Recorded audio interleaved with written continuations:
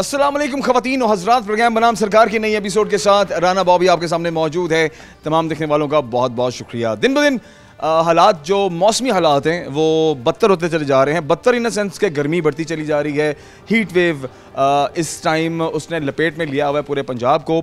लेकिन यहाँ पर जो महकमा एनवायरनमेंट है, जो हमारा ये डिपार्टमेंट है, इसके लिए एक अलार्मिंग सिचुएशन राइट नाउ ये है कि दिन ब दिन जो एयर क्वालिटी इंडेक्स है वो बढ़ता चला जा रहा है। मतलब राइट नाउ अगर हम एक राउंड फिगर की बात करें, जो अभी रिसेंट रिपोर्ट मेरे पास फैसलाबाद की है, वो अराउंड 155 के करीब है AQI। और कहा यह जाता है कि ये एक ग्रे एरिया है, मतलब ये ख़तरनाक भी नहीं है और ये ठीक भी नहीं है, ये एक ग्रे एरिया है इन द मिडल। और अगर ये यहाँ से तजावज़ करती है, बढ़ती है अराउंड 200 या उससे ऊपर जाती है आने वाले दिनों में, तो बताते चले ये इट्स टू मच अनहेल्दी। मतलब स्पेशली जो अस्थमा के पेशेंट्स हैं, स्पेशली उनके लिए बड़ा ख़तरनाक हो सकता है, उनके लिए बड़े मसाइल होते हैं, सांस लेने में बहुत दुश्वारी होती है, ठीक है, क्योंकि हवा के अंदर गर्द होती है। और जिन्हें सांस की बीमारियाँ हैं उनके लिए तो डॉक्टर पहले ही बहुत ज़्यादा ये रिकमेंडेशन देते हैं कि भाई मास्क पहने, घर के अंदर रहें, साफ़ सुथरा माहौल हो, ठीक है, पोल्यूटेड एरिया में मत जाएँ, धुएँ से बचें। तो ये सारी चीज़ें उनके लिए होती हैं। लेकिन एक और अलार्मिंग सिचुएशन ये है कि AQI अगर बिगड़ जाए, 200 प्लस में अगर चली जाती है, तो आपको जो ट्यूबरकुलोसिस हो सकता है, ठीक है। और ट्यूबरकुलोसिस इन इजी वर्ड्स आपको TB तक हो सकता है अगर AQI तजावज़ कर जाता है और अगर हवा गर्द से भर जाती है। तो ये इंतहाई अलार्मिंग सिचुएशन है। इससे पहले कि हम उस AQI इंडेक्स में स्टेप इन करें जो इंतहाई अनहेल्दी है, उससे पहले ही हमें कुछ ऐसे प्लान्स करने होंगे कि हमें इन चीज़ों से हम बच सकें।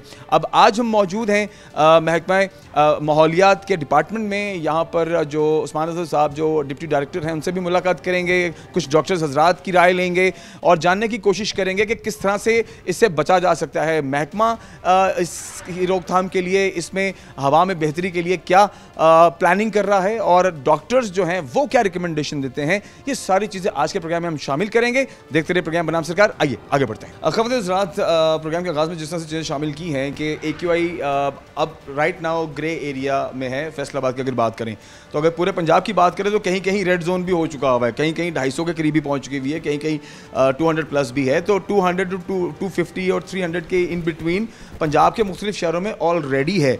लेकिन फैसलाबाद अभी ग्रे एरिया में है। इससे पहले कि हम उस रेड जोन में जाएं, हमें कुछ इब्तदाई इक़दाम करने बहुत ज़रूरी हैं। इस हवाले से डिस्कशन के लिए हमारे साथ उस्मान अज़हर साहब मौजूद हैं। आप डिप्टी डायरेक्टर हैं महकमा एनवायरनमेंट फैसलाबाद। सर से हम अक्सर व बेशतर मुलाकात करते रहते हैं। आज इस हवाले से महकमे के क्या इक़दाम हैं, इस पर डिस्कशन बहुत ज़रूरी है। कैसे ठीक ठाक है? अल्हम्दुलिल्लाह, अल्लाह का शुक्र। अच्छा उस्मान साहब, AQI राइट नाउ 155, ये मैंने राउंड फिगर दिया है, कुछ डिटेल्स आप इसमें ऐड करें प्लीज़। अच्छा, इस टाइम करंट सिचुएशन ऐसे है कि जैसे आपने बताया कि किसी जगह 352 भी हमें नज़र आ रहा है। लाहौर के एरिया में 200 प्लस एक एवरेज है और फैसलाबाद एक अनदर इंडस्ट्रियल हब है, तो यहाँ पे अभी हमें 155 नज़र आ रहा है। जैसे आप इस टाइम एयर क्वालिटी देखते हैं, साथ आप विंड की फ़्लो भी देख रहे हैं, तो क्योंकि इस टाइम इस सीज़न में एयर का फ़्लो में अभी तक नज़र नहीं आ रहा। जैसे आप हमारे कंट्रोल रूम में से स्क्रीन्स पे भी आपने विंड का फ़्लो देख रहे हैं, तो ये एक मिक्स एंड मैच होता है जिसमें विंड का फ़्लो भी बड़ा मैटर करता है। अच्छा, इसमें उस्मान साहब, जो गंदम की कटाइयाँ, फसलों की कटाइयाँ, ये सीज़न होता है, ठीक है, थ्रेशर्स चलते हैं और मशीनें चलती हैं, क्या ये भी ऐड ऑन करती हैं AQI को बढ़ाने में? डेफिनेटली। आपको पता है कि स्टबल बर्निंग एक बड़ा इशू है ऑल ओवर द पंजाब, ना सिर्फ हमारे पंजाब का बल्कि हमारे नेबरिंग कंट्री से भी हमें इसकी ऐड ऑन होती है चीज़। जो हमारी इस टाइम गंदम की कटाई का सीज़न है, तो इसमें आल्दो पंजाब के एरिया में आप काफ़ी कंट्रोल देखते हैं, स्टबल बर्निंग है और हैप्पी सीडर्स जो गवर्नमेंट ने एक इनिशिएटिव लिया है, हमारी चीफ मिनिस्टर साहबा ने, मैडम मरीम नवाज़ और senior minister madam Maryam Aurangzeb इसमें बड़ी एक्टिव हैं, और हमारे डायरेक्टर जनरल साहब डॉक्टर इमरान हामिद शेख एग्रीकल्चर वाले भी काफ़ी एक्टिव हैं। तो यहाँ पे आपको कोई इतनी स्टबल बर्निंग का इशू इंटेंशनली वाला नहीं मिलता, लेकिन हमारी नेबरिंग कंट्री की तरफ देखें तो वहाँ पे आपको एक एग्रेसिव स्टबल बर्निंग मिलती है जिसके ऊपर कोई लॉज एंड रेगुलेशंस उस तरह इम्प्लीमेंट नहीं है। तो इसमें और नेचुरली जो हवा का फ़्लो है वो भी इस टाइम में आपको नज़र आता है कि इंडिया से पाकिस्तान की तरफ मूव होता है, तो आपको एक सर्ज नज़र आती है। कंट्रीब्यूशन हवा की ख़राबी में अगर हम इंडियन हवाओं का कहें तो ये गलत नहीं होगा। हाँ, one major contribution, one of the major contribution है। दूसरा हम देखते हैं कि हमारी जो सॉइल, ये पूरे सब कॉन्टिनेंट के इस एरिया की सॉइल टेक्सचर इस हैं कि पार्टिकुलेट मैटर आपको हमें डिस्पर्स नज़र आता है, तो हमें एक एवरेज AQI इसके अराउंड मिलता है, इवन वो भी एरियाज़ में जो से आपको इंडस्ट्रियलाइज नहीं लगते। तो इस टाइम हम आल्दो फैसलाबाद की देखें तो इस टाइम इंडस्ट्री जो सी है आपको मिशन कंट्रोल सिस्टम्स के साथ नज़र आती है, आपको जो सी लो क्वालिटी फ्यूल उस तरह नहीं बिक रहा यहाँ पे विद इन द सिटी की मैं बात कर रहा हूँ। इसी तरह आपको यहाँ पे 2 स्ट्रोक रिक्शाज वगैरह नज़र नहीं आते, तो मीन्स इन्वायरमेंट के लिहाज से एक लोकल अवेयरनेस जो सी अच्छी खासी मौजूद है, और जो से भट्टे हैं आप देखते हैं कि यहाँ पे 100% ज़िगज़ैग पे कन्वर्ट हो चुके हैं। तो जो बकाया वायलेशंस हैं उन्हें हम देखते रहते हैं, टाइम टू टाइम हम उनके ऊपर एक्शन भी करते रहते हैं, लेकिन जो इस ईयर के इस टाइम के अराउंड सर्दियों के आल्दो मुकाबले में हम इसको नहीं कंपेयर कर सकते। उसमें तो आपको एक हाई वैल्यूज़ नज़र आती हैं, मोर देन 350 नज़र आती हैं, लेकिन इस टाइम जो 150 है इट्स हम इसे मिडल एरियाज में गिन सकते हैं। अच्छा, हम एक ब्रेक की जानब जाएंगे, उस्मान साहब ब्रेक के बाद वापस आते हैं, and I have more important questions related today's content and today's topic. हमारे साथ रहिए, वापस आते हैं। We are back. अच्छा सर, जैसे हमने गंदम की कटाई की बात की है, मशीनों का इस्तेमाल है, थ्रेशर्स हैं, तो इनको कंट्रोल करने के लिए क्या आपका महकमा है मुतहरक, कुछ प्लान है? अच्छा, हम ना एग्रीकल्चर डिपार्टमेंट के साथ हैंड ऑन हैंड वर्किंग कर रहे हैं। जहाँ पे भी स्टबल बनने की हमें रिपोर्ट आती है, हम उन DD एग्रीकल्चर को शेयर करते हैं और वो उसके ऊपर रेमेडियल मेजर्स लेते हैं। इसके साथ जो हमारे पास रेस्क्यू 1122 वाले भी एंगेज हैं, जहाँ पे हमें उनकी फायर की एक्सटिंक्शन का इशू आता है, तो क्योंकि ना सिर्फ इंटेंशनली फायर की लगाई जा रही है बल्कि ये एब्रप्ट फायर भी मौजूद है, बुश फायर क्या। इसके पीछे सर बेसिक रीजंस क्या हैं? मतलब जला देना क्या इजी वे है दोबारा से नई क्रॉप करने के लिए?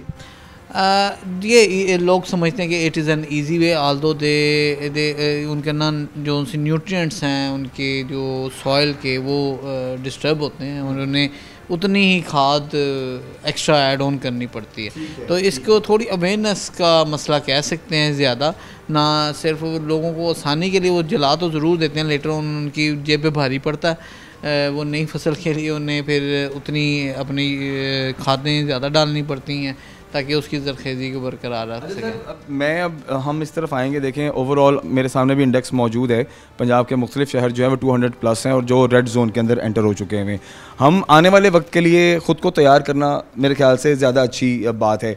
अब मुझे बताएंगे कि आपका डिपार्टमेंट, आप क्या प्लान कर रहे हैं और किस तरह से हवा को बेहतर करने के लिए फैसलाबाद के लिए आपके इक़दाम आपके एंड से कौन कौन से? अच्छा, हमने ना ये लास्ट संडे की हमने छुट्टी भी हमारी डिपार्टमेंट की तरफ से बंद की गई। सैटरडे संडे को हमने बड़े एग्रेसिव ऑपरेशंस किए हैं, जो हमारी तकरीबन 8 के करीब हमने इंडस्ट्रीज़ को सील किया है। हमने एक प्लांट जो क्रॉनिक था, हमें लगा कि वो it's going to be start, उसे हमने डिमोलिश करवाया है। हमने ब्रिक किल्स को डिमोलिश करवाया है। हमने तकरीबन 80 के करीब मुख्तलिफ इंस्पेक्शंस की हैं। तो वो हम we are vigilant, we are on our toss.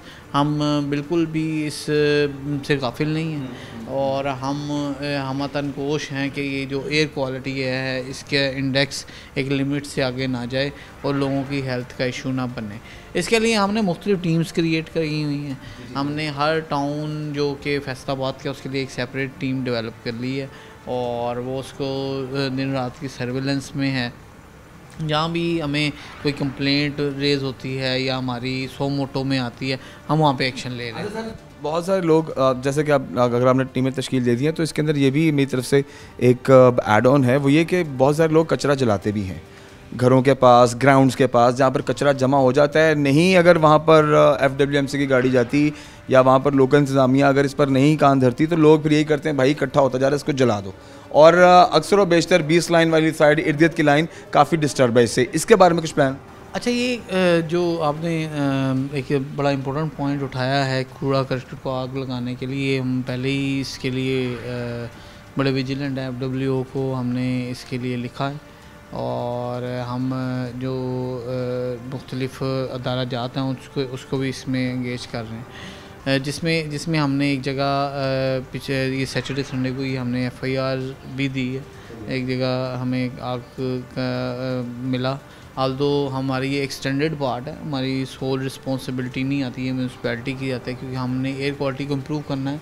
तो हम out of the box approach के तहत चल रहे हैं। उसके लिए हम जो सा FWMC को और ज़्यादा मुतहरक करने के लिए DC साहब से एक मीटिंग प्लान की हुई है, जिससे हम ये जो कूड़ादान हैं या इसके इर्द गिर्द आग की जो कार्रवाइयाँ हैं, इसके अलावा जो हमारे PHA के जो उनसे वर्कर्स हैं उनकी अवेयरनेस के लिए भी हमने एक पूरा PHA वालों के साथ DG PHA के साथ सिटिंग की है कि ताकि वो ना सिर्फ खुद ना आग ना लगाएं पत्तों को इकट्ठा करके, बल्कि वो इस चीज़ का ध्यान भी रखें कि अगर कोई और इस एक्टिविटी में इन्वॉल्व होता है तो वो रिस्पॉन्ड करें, उसको रिस्पॉन्ड करें, मुख्तलिफ महकमा जात को रिस्पॉन्ड करें, हमारे महकमे को रिस्पॉन्ड करें, ताकि जो वायलेटर्स हैं फिर उनके अगेंस्ट एक्शन लिया जाए। देखिए, आवाम देखती है, आवाम तक पैगाम पहुंचता है। एक easy access to the department is really important. Department का कोई ऐसा पोर्टल, कोई ऐसा शिकायत सेल, देखें CM शिकायत सेल मौजूद है।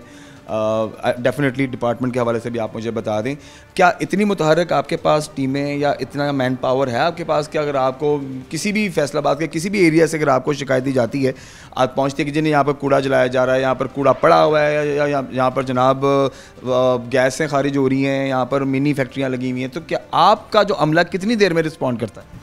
अच्छा, जहाँ तक मैन पावर का सवाल है तो उसके लिए ना सिर्फ हमारा महकमा, ये तो हर महकमे का एक इशू है। आप कभी भी इतनी मैन पावर अपनी डिटेरेंस के लिए इकट्ठी करना एक मुश्किल काम होता है, और ख़ास तौर पे एनवायरनमेंट डिपार्टमेंट क्योंकि अभी अपनी इमर्जिंग फेस में, तो हम उसके लिए मल्टीपल एडमिनिस्ट्रेटिव सोर्सेज का दरवाज़ा खड़काते हैं, जिसमें हमारी पुलिस है, जिसमें हमारे अलाइड डिपार्टमेंट्स हैं, क्योंकि ये एक कंबाइंड एक्टिविटी है।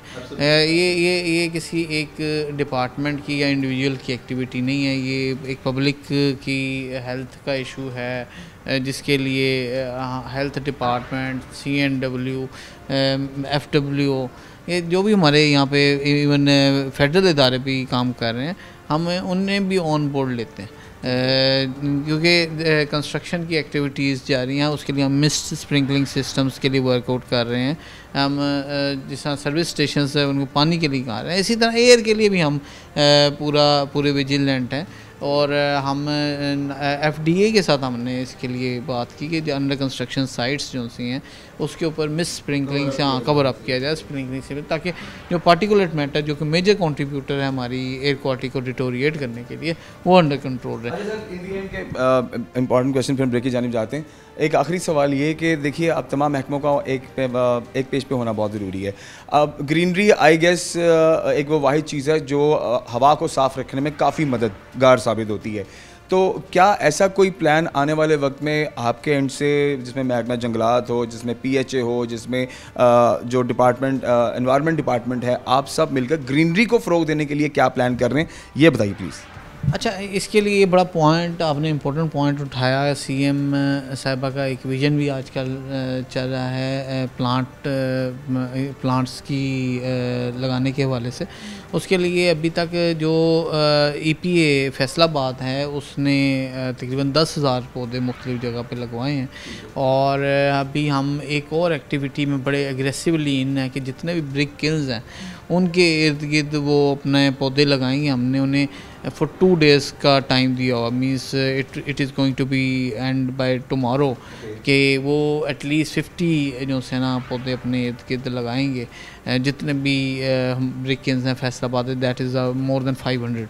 तो वो चल रहा है या नहीं चल रहा, उसने ये अपनी कंप्लाइंस लाजमी कवर अप करनी है। तो सेकेंडली हमारे पास इस टाइम तकरीबन 20,000 पौधों के प्लेजेस मुख्तलिफ इंडस्ट्रीज़ की तरफ से मौजूद हैं, जो कि हमने फिर डीसी साहब से डिस्कस किया। उन्होंने पीएचए को हमारे साथ डायरेक्शन दी कि भाई पीएचए इसके लिए प्लान बनाए ताकि हम इसके ऊपर पूरी तरह इम्प्लीमेंट करवाएं, और इसके ऊपर ताकि हमारी ये फैसलाबाद की में ग्रीनरी के पैशन, ग्रीनरी की बहुत कमी है। कुछ मखसूस रोड्स है जहाँ पर, या अगर आप एग्रीकल्चर यूनिवर्सिटी चले जाएँ या आप यूब रिसर्च चले जाएँ, मतलब ये कुछ मखसूस जगह हैं जहाँ पर हमें ग्रीनरी नज़र आती है। फैसलाबाद के 1-2 रोड्स हैं गुलबर्ग के अंदर, ठीक है, वहाँ पर हमें नज़र आती है, या स्टेडियम के इर्द थोड़ी बहुत नज़र आती है, दैट्स इट। बाकी सारा शहर वीरान है, ग्रीन बेल्ट्स वीरान है। डेफिनेटली हम अपनी एंड से इसे पूरी तरह पुश कर रहे हैं एंड के पीएचए को पूरी तरह सपोर्ट मिले जो विद इन सिटी अपनी ग्रीनरी को इन्हांस करे। महकमा जंगलात को हम मुख्तलिफ इंडस्ट्रीज़ से जो हमारे एनओसीज़ की रिक्वायरमेंट है उसके तहत पौधे लेके दे रहे हैं। तो हम इस टाइम इन्वायरमेंट डिपार्टमेंट पूरा विजिलेंट है टू अपनी डिटोरिएटेड जो हमारी एयर क्वालिटी है उसे एक इम्प्रूव्ड लेवल पे लेके। क्या पैगाम देंगे आप? Public is watching you, public के लिए बहुत इंपॉर्टेंट पार्ट है हमारी माहौल को साफ और बेहतर रखने में, लोगों को क्या पैगाम? अच्छा, मैं बड़ा स्पेसिफिक सा पैगाम दूंगा रिगार्डिंग एयर क्वालिटी के हवाले से। जो भी हम चीज़ जलाएंगे या इवन हम मोटरसाइकिल या रिक्शा चलाएंगे या हम कोई भी चीज़ ऐसी एक्टिविटी करेंगे, इंडस्ट्रियल एक्टिविटी जिससे एयर मिशंस आनी है, तो अल्टीमेटली ये हवा कहीं जानी नहीं है, ये आपके इर्द गिर्द रहनी है। आप जो चीज़ जला रहे हैं मतलब वो इनहेल कर रहे हैं, उसने आखिरकार आपकी अपनी हेल्थ को, आपके बच्चों की हेल्थ को, आपके ख़ानदान की हेल्थ को अफेक्ट करना ही करना है। तो हम ये नहीं समझ सकते कि ये एक चीज़ जलाने के बाद नज़र नहीं आ रही तो वो गायब हो गई है। अच्छा सर, बड़ी इंपॉर्टेंट चीज़ बातों में नज़र आई है, दिमाग में आई है, ये जो बारबेक्यू वाले हैं इनका क्या प्लान किया आपने? क्योंकि बारबेक्यू रात को जब कोयला जलता है तो उसका इतना धुआं हवा के अंदर तहलील होता है, ये कुछ सोचा है इनको, कुछ किस तरह से इनके लिए बेटरमेंट करनी? अच्छा, इसके लिए हम एक बड़ा अच्छा प्लान डेवलप कर सकते हैं म्यूनसिपैलिटी के साथ कि भाई एटलीस्ट जो उन्होंने अगर कोई बारबेक्यू वाले पॉइंट्स हैं वो अपनी प्रॉपर ऊपर चिमनी लगा के emission control system add on करें। शावरिंग जो फैक्ट्रियों के लिए सिस्टम है, एग्जैक्टली, हमें एमिशन जाहिर सी बात है वो इतना बड़ा नहीं होगा, that would be economical and low cost, और क्योंकि फैक्ट्रियों का धुआं उधर भी बहुत सारी फैक्ट्रीज़ में कोयला ही जल रहा होता है, और इधर यहाँ पे बारबेक्यू में भी मटेरियल सोर्स जो फ्यूल है वो इज़ सेम। तो उसके लिए म्यूनसिपैलिटी के साथ हम इंशाल्लाह प्लान करते हैं कि भाई it could be effective one. ये आपका अच्छा idea. Thank you very much for pleasure time, thank you very much. खबरदार सर, आइए आगे बढ़ते हैं और मज़ीद से शामिल करते हैं हमारे साथ। दिन रात माहौल को ख़राब करने में और एयर क्वालिटी इंडेक्स को ख़राब करने में या बढ़ाने में बहुत ज़्यादा कंट्रीब्यूशन गाड़ियाँ, मोटरसाइकिलें, चिंची, इनसे निकलता हुआ धुआं है, बसों के साइलेंसर से निकलता हुआ धुआं है, बारबेक्यू स्पॉट्स का जो कोयला जलता है जब बारबेक्यू बनाया जाता है तो वो जो धुआं हवा में तहलील होता है उसका कंट्रीब्यूशन बहुत ज़्यादा है। फिर चिमनियों से निकलता हुआ धुआं, उसका कंट्रीब्यूशन बहुत ज़्यादा है। जो आप कचरा जलाते हैं, कूड़ा जलाते हैं, या आप अपनी कोई भी क्रॉप जब वो कट जाती है तो जो रिमेनिंग होता है उसको जब आप जलाते हैं अपना खर्चा बचाने के लिए, तो वो हवा में तहलील होता है और एयर क्वालिटी की इंडेक्स को बढ़ाता है। इस वक्त फैसलाबाद ग्रे एरिया में है, 150 के around is a grey area, मतलब ख़तरनाक भी कहें तो गलत नहीं होगा और अगर सेफ़ कहें तो भी ठीक है, मतलब इन द मिड।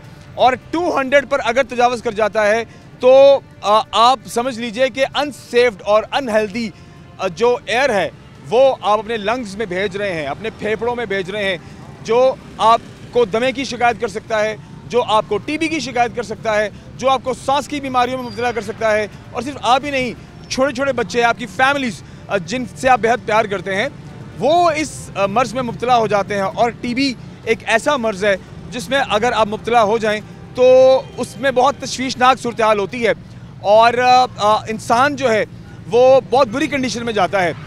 इस हवाले से सिटी ट्रैफिक पुलिस फैसलाबाद की अगर हम बात करें तो रोड के ऊपर जो गाड़ियाँ, बसें, वैगनें, चिंची रिक्शेज, मोटरसाइकिलें जो धुआं छोड़ रहे हैं, इस पर बात करने के लिए, थोड़ा अपडेट लेने के लिए हमारे साथ सिटी ट्रैफिक पुलिस की जानिब से इंचार्ज साहिबान मौजूद हैं। शाहिद साहब से बात करते हैं। शाहिद साहब से पूछते हैं, शाहिद साहब कैसे सर, ठीक ठाक हैं?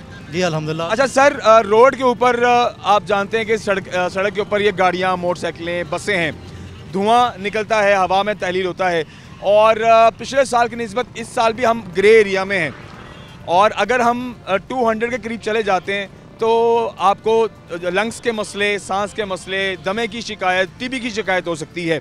लोग मुब्तला हैं भी, लेकिन इससे पहले कि हम बहुत बुरी कंडीशन में जाएं, पहले ही रोकथाम ज़रूरी है। आपके क्या इक़दाम हैं? सिटी ट्रैफिक पुलिस क्या कर रही है? जी हम अल्हम्दुलिल्लाह जो भी गाड़ियाँ धुआं छोड़ती हैं उनके ख़िलाफ़ बिला तफरीक कार्रवाई होती है और मैक्सिमम कार्रवाई हो रही है। पिछले साल की निस्बत हम तकरीबन 500 चलान सर्कल सिविल लाइन के ज़्यादा किए हैं और अब ये जुर्माना भी गवर्नमेंट ने इसका एक्सकीड कर दिया है। पहले 200, 500, 750 जुर्माना था, अभी 2000 हो गया है तमाम कैटेगरीज़ को। बेशक वो बाइक है, रिक्शा है, वैन है, बस है, कार है, तो इस लिहाज से हम 2000 ईच, हाँ हर के लिए, बेशक वो बाइक भी है। वो इसीलिए गवर्नमेंट ने किया है कि ये जो है ज़्यादा से ज़्यादा जुर्माना हो और गाड़ियाँ जो इनको फिट किया जाए, फिट करें लोग। अच्छा सर, जो फिटनेस सर्टिफिकेशन का मामला पिछले साल भी चला था, बल्कि सर्दियों में जब बहुत ज़्यादा हवा में आलूदगी रही है, ठीक है, जब स्मोक का दौर रहा है, तब फिटनेस सर्टिफिकेशन के मामला थे। गर्मियों में भी क्या फिटनेस सर्टिफिकेशन देखने के बाद गाड़ी रोड पर आती है? ये सेम है, जो भी गाड़ी फिटनेस सर्टिफिकेट के बगैर चलती है उसको बाउंड कर दिया जाता है और वो तब तक बाउंड रहती है जब तक वो फिटनेस सर्टिफिकेट लेके नहीं आती। कितना फ़र्क आपने देखा सड़क के ऊपर जब से फिटनेस सर्टिफिकेशन का मामला चला? जी अल्हम्दुलिल्लाह बहुत ज़्यादा फ़र्क है। अभी आप देख लें, चेक कर लें, आपको चलते हुए कोई गाड़ी ऐसी नज़र नहीं आएगी। बहुत कम है, बहुत कम है। जी जी, और जो भी कोई नज़र आती है उसके खिलाफ हम कार्रवाई करते हैं, उसको बाउंड करते हैं और जिसकी फिटनेस नहीं होती उसको तो 72 घंटे के लिए, 3-3, 4-4 दिन के लिए बंद कर देते हैं। जब तक वो फिटनेस सर्टिफिकेट बनवा के नहीं लाते तब तक वो गाड़ी बंद रहती है। अच्छा सर, मैंने एक चीज़ नोटिस की है कि कुछ लोगों का ये भी एतराज़ है सिटी ट्रैफिक पुलिस के अफसरान से कि हम यहाँ पर अपना चालान भुगतते हैं, अगले चौक में फिर पकड़े जाते हैं। ठीक है, अब ये लोगों का एतराज़ है, लेकिन टेक्निकली, लॉजिकली ज़रा लोगों को बताया कि ऐसा क्यों होता है? नहीं सर, ऐसे नहीं होता है। ये जो कहते हैं वो गलत कहते हैं, आपको मिस गाइड कर रहे हैं। जिसका इस चौक में चलान होता है उसको 1-2 दिन फेवर दी जाती है। अभी सपोज हेलमेट की और ब्लैक पेपर्स की कैंपेन चल रही है, तो जो हेलमेट का जिसका चलान होता है उसको 2-3 दिन के लिए हम ओब्लाइज करते हैं, लेकिन ये आप रिलैक्सेशन मौका देते हैं? बिल्कुल देते हैं। ये नहीं होता है कि इस चौक में चलान हो, अगले चौक में फिर चलान होगा। अगर ये आपको कहते हैं लोग वायलेटर्स हमारे भाई हैं ये रोड यूज़र, तो वो गलत कहते हैं, ऐसा नहीं है। ठीक है, चलिए अभी ब्लैक पेपर और हेलमेट पर कैंपेन चल रही है ज़्यादा से ज़्यादा, और ये धुआं छोड़ने वाली गाड़ियाँ, ये तो खैर फिर कंटिन्यू है, ये कंटिन्यूसली उनके साथ भी है, ये साथ साथ जो चेंज होती रहती है कैंपेन। चलें, ये कैंपेन तो चल रही है ओवरऑल। अब जो जिस तरह से लारी डे में बड़ी बसें, वैगनें आती हैं, जी। आप इन साइड पर भी खड़े हैं, आप आउटसाइड पूरे सर्कल को आप देख रहे हैं, तो इसमें अभी आने वाले दिनों में क्या पेश रफ्त है? अभी जो आपको पहले बताया, इसके अलावा जो LPG इस्तेमाल करती है ना गाड़ियाँ, उनके खिलाफ क्रैकडाउन है।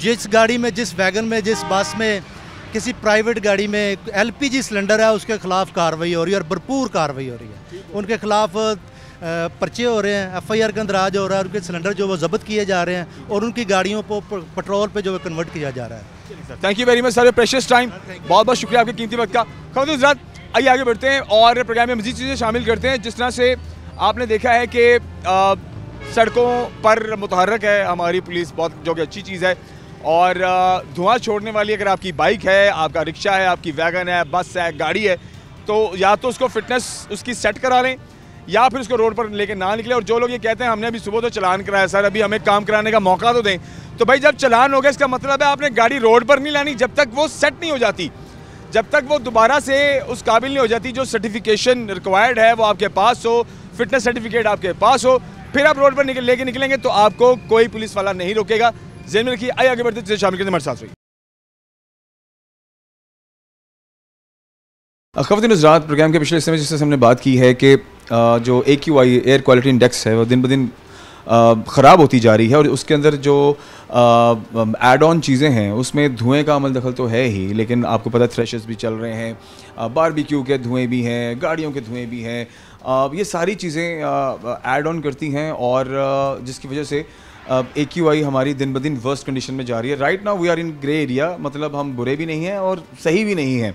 तो इस हवाले से इस प्रोग्राम के हिस्से में हम बात करेंगे कि हमारा जो मेडिकली कौन कौन सी अटेंशन इंपॉर्टेंट है और कौन से मेजर्स हैं जिन्हें मलहूज़ खातिर रखना बहुत ज़रूरी है। हमारे साथ डॉक्टर इफ्तिखार अली सज्जाद साहब मौजूद हैं। आप कंसल्टेंट पल्मोनोलॉजिस्ट हैं और इसके अलावा हेड ऑफ डिपार्टमेंट भी हैं विच इज़ पल्मोनोलॉजी, राइट। सो आइए सर से बात करते हैं और AQI किस तरह से इफेक्ट कर रही है जो right now condition human body को, इस पर बात करते हैं। सर कैसे, ठीक ठाक है? जी अल्हम्दुलिल्लाह। डॉक्टर साहब, AQI right now in the middle, Faisalabad की अगर बात करें, पंजाब में तो बहुत जगहों पे 200 प्लस हो चुकी हुई है जो कि बहुत अनहेल्दी है। आप भी इसमें ज़रूर प्लीज़ रहनुमाई कीजिएगा। हम ग्रे एरिया में हैं। इससे पहले कि वर्स्ट हो, कौन सी चीज़ें हैं जो जिन पर जो प्रिकॉशंस बहुत ज़रूरी हैं? बिस्मिल्लाहिर्रहमानिर्रहीम। सबसे पहले तो मैं आपके चैनल का थैंक यू करता हूं जो कि अवेयरनेस के सिलसिले में ये सारी टॉक अरेंज कर रहे हैं। एयर क्वालिटी इंडेक्स हमारा एक बड़ा मेन प्रॉब्लम रहा है, ठीक है, और ये वो ऐसा प्रॉब्लम रहा है जो कि पिछले दिनों में हमें स्मोक की सूरत में बहुत इफ़ेक्ट किया है, सांस की बहुत बीमारियाँ पैदा की। आजकल जो सबसे ज़्यादा प्रॉब्लम हमें अगेन प्रॉपर एस्थमा की आ रही है और उसमें एयर क्वालिटी इंडेक्स का बड़ा रोल है। हार्वेस्टिंग सीज़न में एयर क्वालिटी इंडेक्स ख़राब होता है, उसकी मेजर रीज़न वही होती है कि जो डस्ट पार्टिकल्स उसके थ्रेशर के चलने से फ़िज़ा में फैलते हैं, उसकी वजह से वो एलर्जेंस की मिकदार फ़िज़ा में बहुत ज़्यादा बढ़ जाती है। अब चूँकि वो एलर्जी पैदा कर रहे होते हैं तो सांस की बीमारियां ख़ुसूसन एस्थमा बहुत ज़्यादा प्रेवलेंट हो जाते हैं। वो पेशेंट जो कि ऑलरेडी कंट्रोल्ड होते हैं वो भी अनकंट्रोल हो जाते हैं और उनको भी एडिशनल मेडिसिन लेना पड़ती है और उसकी सबसे मेन रीज़न यही है कि एयर क्वालिटी इंडेक्स ख़राब हुआ होता है। और ओबियसली इसको ठीक कैसे करना है, कंट्रोल कैसे करना है, उसके लिए मेजर्स जो कि हार्वेस्टिंग के लिए आजकल नए तरीक़ाकार आ गए हैं कि वो डायरेक्टली रोटावेटर से उसको करते हैं कि डायरेक्टली उससे एयर पोल्यूशन कम हो, तो ये न्यू टेक्नोलॉजी अपनाना, तहलील ना हो, तो उसी को बचाया जा सकता है। जो हम अपनी तरफ से कर सकते हैं उसमें मास्क सबसे हैं। अच्छा डॉक्टर साहब, एज़ वी हर्ड, हमारे बुज़ुर्ग भी हैं, फैमिलीज़ में भी हम देखते हैं लोग मास्क नहीं पहन सकते, उनको लगता है हमारा सांस बंद हो रहा है, हमसे मास्क नहीं पहना जा सकता। कोरोना में भी ऐसे बहुत से हमारे करीबी दोस्त रिश्तेदार भी रहे जिन्होंने कोरोना को बहुत इजी लिया। कुदरत का करिश्मा है जी कि खैरोफियत से गुजर गया कोरोना और इतनी ज़्यादा नुकसान हमने नहीं देखा। लेकिन इस वक्त मास्क आई गेस प्रायोरिटी है। आप इस हवाले से प्लीज़ ज़रा लोगों को जो बताइए कितना इंपॉर्टेंट है। जब मास्क हर चीज़ जिसको कहते हैं ना परहेज़ इलाज से बेहतर है, तो एस्थमा के केसेस में परहेज़ मास्क सबसे अहम आजकल की कंडीशन में। हाँ, तो वही मैं बताने लगा हूँ। बेसिकली मास्क पहनने से ना सांस नहीं रुकता, वो एक फीलिंग आती है क्योंकि एनवायरनमेंट क्लोज हो जाता है उसके आगे, तो फील आता है कि सांस फ्रीली इनहेल नहीं हो रहा, अंदर नहीं जा रहा। तो उसका जो आसान हल है, सबसे पहले तो काउंसलिंग अगर कर सके वो एक्सेप्ट कर लें। अदरवाइज़ सिंपल हमारे बुज़ुर्ग आजकल वैसे भी गर्मी है तो कपड़ा जिसको परना भी कहते थे वो यूज़ करते हैं, तो कम से कम ऐसा कपड़ा जो कि वो अपने मुंह और नाक के आगे ले लें, उससे ईजी फील करें, तो कम से कम वो लेके आप मूव कर सकें अगर प्रॉपर मास्क नहीं यूज़ करना। अदरवाइज मास्क कभी भी सांस बंद नहीं करता, ऑक्सीजन को कम नहीं करता, लेकिन चूँकि वो क्लोज हो जाता है, मुंह के करीब हो जाता है, तो फीलिंग आ रही होती है कि जैसे सांस प्रॉपर नहीं आ रहा, तो उसको जस्ट इग्नोर करने से वो ठीक हो जाता है। लेकिन ये भी देखें कि उससे आप इतनी सारी पोल्यूशन से जो आपके फेफड़े में जा रही हैं उससे बच जाते हैं। डॉक्टर साहब, मैं देख रहा हूँ काफ़ी मरीज़ हैं बाहर, रश है और आप इस पूरे डिपार्टमेंट को लीड भी कर रहे हैं। इस टाइम जो सांस की बीमारियाँ जो लोग लेकर के आ रहे हैं उनमें सबसे ज़्यादा वजूहात जो रीजंस हैं वो कौन कौन सी फाइंड आउट हो रही हैं? अच्छा, आजकल की जो मेरे पास जो ज़्यादा केसेस आ रहे हैं वो एस्थमा के आ रहे हैं अगेन, और उसकी सबसे मेजर रीज़न ये हार्वेस्टिंग सीज़न है। इसमें हम हर साल देखते हैं कि एस्थमा बहुत ज़्यादा अनकंट्रोल हो जाता है। सेकंड, जो इससे थोड़ा सा पहले सीज़न गुजरा है उसमें इन्फ्लुएंज़ा वायरस था। इन्फ्लुएंज़ा वायरस जो है वो भी सांस के ज़रिए फैलता है एक पेशेंट से, सिमिलरली जिस तरह कोविड फैलता था, और ये सदियों से हमारे साथ चल रहा है इन्फ्लुएंज़ा वायरस। तो उसको भी बचने के लिए सोशल डिस्टेंसिंग और मास्क और पर्सनल हाइजीन ये अभी आ रहा है, सामने आ रहा है, मतलब उसमें वायरल इन्फेक्शंस आ रही हैं, ज़ुकाम, नज़ला, ज़ुकाम, खांसी, सिंपल उससे एस्थमा ट्रिगर होके आ रहा है, तो वो वाली चीज़ें चल रही हैं। इसके अलावा कुछ केसेस वो हमारे रूटीन में चल रहे हैं, जिस तरह टीबी है वो केसेस आ रहे हैं, बाकी फेफड़ों के सुकड़ाव की बीमारियों के आ रहे हैं, लेकिन सबसे ज़्यादा जो पीक इस दिनों है वो एस्थमा ही है। एंड ऑफ कोर्स उसके अंदर AQI का बड़ा इंपॉर्टेंट रोल है। बिल्कुल बिल्कुल। अच्छा सर, फैमिलीज़ में और हमारे किचन्स में देखें, जब चीज़ें खाने बनते हैं, हम बाहर बारबेक्यू भी खाते हैं, उसका धुआं भी है, वो एक एनवायरनमेंट के अंदर उसका एक एडिशन है। आप जो ख़वातीन जो घरों में बहुत मसाला जात वाली चीज़ें बनाती भी हैं, खाती भी हैं, और वो एक हवा के अंदर एक ओवरऑल घर का माहौल 10 मिनट में तब्दील हो जाता है, तो उसको कंट्रोल करने के लिए आप क्या तजवीज़ देते हैं? सबसे अहम चीज़ उसमें, हम खाना पीना तो बंद नहीं करवा सकते, तो सबसे अहम चीज़ वेंटिलेटेड किचन है। किचन में प्रॉपर वेंटिलेशन हो, एग्जॉस्ट हो, तो वो उस एरिया की जो एनवायरनमेंट है उसको near to normal within minutes कर देती हैं, तो इससे उसका इफेक्ट काफ़ी हद तक कम हो जाता है। सेकंड, ओपन किचन्स जो कि हमारे गांव में अक्सर यूज़ होते थे, कि जो कि क्लोज नहीं होते थे, तो वहाँ वेंटिलेशन इतनी अच्छी होती थी कि वहाँ प्रॉब्लम ही कोई नहीं होता है कई दफ़ा इन सारे केसेस में, ठीक है। और थर्ड, जो बायोमास फ्यूल एक्सपोजर है, लाइक जो लकड़ियों का धुआं है जो कि हम अक्सर यूज़ करते थे या देहात में आजकल यूज़ होता है, गोबर वगैरह यूज़ कर रहे होते हैं, तो वो हमें सांस की बीमारियां बढ़ाता है। तो उसकी बजाय जो नेचुरल गैस है, सुई गैस, उसके चूल्हे वो ज़्यादा एक्सेप्टेबल है। वो डॉक्टर साहब जो एयर प्योरीफायर है वो रिकमेंड करते हैं, क्योंकि एज वी हर्ड कि एक तो एक्सपेंसिव आइटम तो है, अब हर बंदा अफोर्ड भी नहीं कर सकता, लेकिन उसकी इफ़ेक्ट जो है, आप उससे इत्तफाक करते हैं कि वो वाकई एयर पोल्यूशन को ख़त्म करने में, हवा को साफ़ रखने में काफ़ी हद तक मदद देता है और रिकमेंडेड भी है? मेरा वैसे अपना ख्याल है कि वो, अगर हम उसके बेनिफिट्स और उसकी कॉस्ट को देखें, तो वो एक ऐसा गैजेट है जिसको हम ज़्यादा शोकेस के लिए यूज़ कर सकते हैं। उसकी निस्बत अगर वेंटिलेशन प्रॉपर हो, लाइक एग्जॉस्ट, और आपकी खिड़की प्रॉपर खुली हुई है, घरों में जालीदार खिड़की होनी चाहिए, मच्छर से भी बचना है हमने, तो वो उसका ज़्यादा बेहतर बेनिफिट देगी as compare to air purifier. हाँ, ऐसे क्लोज एनवायरनमेंट जिनमें हम वेंटिलेशन नहीं कर सकते, लाइक ऑपरेशन थिएटर है, हम उसमें नहीं कर सकते, वहाँ पे एयर प्योरीफायर होने चाहिए, वो बेनिफिट देते हैं, डिसइंफेक्शन भी करते हैं, लेकिन उतना नहीं जितना कि प्रॉपर वेंटिलेशन करती है। जो कुदरती वेंटिलेशन है वो तो है, उसका अल्टरनेटिव कोई। अच्छा डॉक्टर साहब, इन दी एंड एक इम्पॉर्टेंट चीज़ मुझे प्लीज़ बताइए कि अस्थमा का एक पेशेंट जिसको नहीं पता कि वो अस्थमा का शिकार हो चुका है, हमें ये awareness message to the people देते हैं, प्लीज़ बताइए कि ऐसी कौन सी कंडीशंस हैं जिसमें आपको ये श्योर हो जाना चाहिए कि आपको अस्थमा ट्रिगर हो चुका हुआ है, you must consult to the doctor? अच्छा, ये बड़ा अहम सवाल है। बेसिकली सबसे पहले तो मैं ये बताना चाह रहा हूँ कि अस्थमा कोई ऐसी बीमारी, ख़तरनाक बीमारी नहीं है कि हम कहें कि जिसको एलर्जी या अस्थमा हो गया तो उसको कोई ऐसी बीमारी लग गई है कि वो गया, वो इनहेलर्स पे लग गया। तो सबसे अहम पॉइंट जो मेरा है कि अगर किसी को, पहले मैं अलामत थोड़ी बता देता हूँ, अगर किसी को खांसी, सांस का फूलना, सीने की जकड़न जिसमें रेशा का महसूस होना, या सांस में सीटियों की आवाज़ आ रही है, तो ये सबसे अहम सिम्टम्स है अस्थमा की, ठीक है। और सबसे अहम सिम्टम ये अक्सर पेशेंट को हर साल, किसी को थोड़ा सा बनता है, किसी को ज़्यादा बनता है, सीज़न के चेंज होने से अगर ऐसा इशू हो रहा है तो दिस इज़ एस्थमा। अब उसकी सिवेरिटी होती है, इनहेलर उसको कंट्रोल करने की सबसे अहम और सबसे पहली मेडिकेशन है। हमारे यहाँ ये तसव्वुर है कि जिसको इनहेलर लग गया ये आखिरी मेडिकेशन है, इसके बाद तो कोई दवाई नहीं बची। लोगों के दिमाग में एक अजीब सा माहौल भी बन जाता है खुद की ज़ात को लेकर, पता नहीं क्या होगा, वो फील करते हैं कि लोग क्या कहेंगे, ये इनहेलर ले रहा है। हालांकि इनहेलर में वो डोज जो कि गोली के ज़रिए दी जाती है वो 1000 गुना कम होती है और डायरेक्ट फेफड़े पे असर करती है, और उसका साइड इफ़ेक्ट भी कोई नहीं होता। और ये नहीं है कि वो लग जाते हैं, बीमारी जो ही हम सबसाइड होती हैं सिम्टम, तो विद इन फ्यू मंथ्स या फ्यू वीक्स के इस्तेमाल के बाद हम रुकवा देते हैं, फिर कहते हैं इसको हस्ब ज़रूरत यूज़ करेंगे।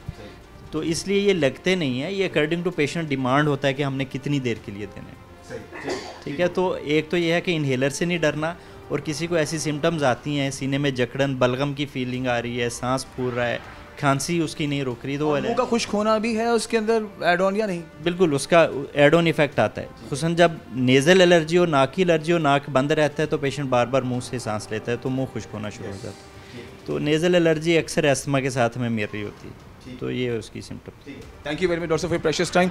खबरें ज़राअत प्रोग्राम को ख़त्म करते हैं, और आज के प्रोग्राम में हमने मुख्तलिफ पहलुओं में बात की, जिसमें महकमा माहौलियात का हमने उनके क्या इक़दाम हैं हवा को साफ़ रखने में वो आपके सामने रखे, ट्रैफिक के कुछ हालात मामलात आपके सामने रखे, और फिर आप मेडिकली किस तरह से ट्रीटमेंट इंपॉर्टेंट है, कौन कौन से सिम्टम्स हैं, और हवा को साफ़ रखने के लिए कौन कौन सी मेडिकली चीज़ें आप घर में या नॉर्मल जो आप घरों में चीज़ें या हर्बे इस्तेमाल करते हैं वो कर सकते हैं। तो सारी चीज़ें प्रोग्राम में शामिल की। उम्मीद है कि आज के प्रोग्राम की वसातत से जो अवेयरनेस हमने आप तक पहुँचाने की कोशिश की है कि हवा ख़राब है, अपना ख्याल रखें, बिला वजह तो धुएँ वाली जगहों पर ना जाएं, मास्क का इस्तेमाल करें, और वेंटिलेटर जो वेंटिलेशन आपके घरों में उसको प्रॉपर रखें, ताकि आप सांस के किसी भी मसले में उसमें ऐड ना हो सकें और आप बीमार ना हो सकें। बहुत सारा ख्याल रखिए, इंशाल्लाह अगले प्रोग्राम में हाजिर होते हैं। अल्लाह हाफ़िज़।